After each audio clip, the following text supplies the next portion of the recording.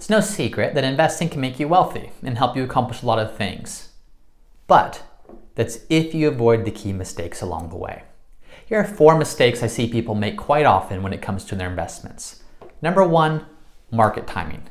So when you time the market, you're trying to get in and out at the right time to avoid the bad days. Now keep this in mind. If you invested $1,000 in 1970, that $1,000 invested in the S&P 500 would be worth about $121,000 today. Now, had you invested that, but you had missed the single best day since then, instead of having $121,000, you would only have about $109,000. If over that same time period, you stayed fully invested but you missed the 5 best days, you would only have about $77,000. If you had missed the 15 best days, you would have closer to $43,000. And if you had invested and missed the 25 worst or 25 best days, you would only have $27,000. Only about 20% or so about what you would have had you remained fully invested the whole time. Now, it's natural to want to get out of the market when things are going poorly. It's natural to want to protect what you have when the stock market's falling. But keep in mind, oftentimes the best days come right in the midst of the worst days. So by trying to time the market and get in and out, we run the risk of missing the best days. When you miss the best days, it can significantly alter the long-term performance that you can expect. Number 2, the second mistake I see people make is they misunderstand averages. So we talked about the S&P 500 as a proxy for the stock market. Now, over the past almost 100 years, the S&P 500 has averaged about 10% per year growth. Here's the challenge.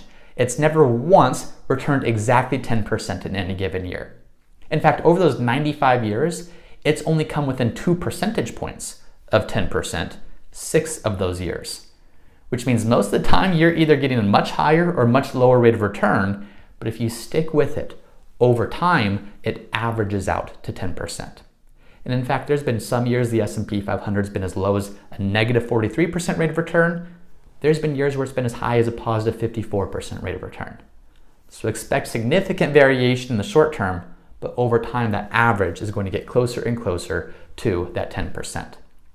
The third mistake I see is it's so tempting to chase hot stocks. As a company's growing, as a company's doing really well, it's becoming a bigger company.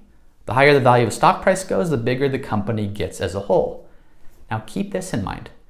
As soon as a company becomes one of the 10 largest companies in the world, which means it's grown really well, it's done great, it's the Amazons, it's the Teslas, it's the Apples, it's the companies that have done really well. Well, up until then, it's had a great rate of return.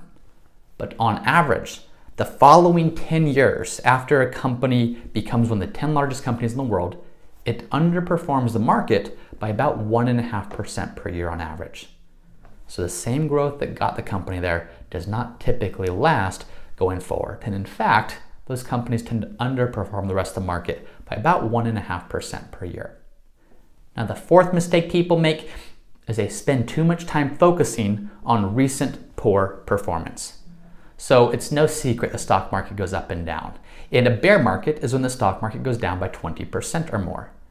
Now, after the stock market's gone down by 20%, it's tempting to run, it's tempting to go to cash, it's tempting to want to protect what you have. But keep this in mind. On average, the market returns about 18.6% after a 20% decline. Meaning the market returns more than its long-term average after it's down 20%. Over the next 5 years, the market has an average cumulative return of 72% after dropping by 20%.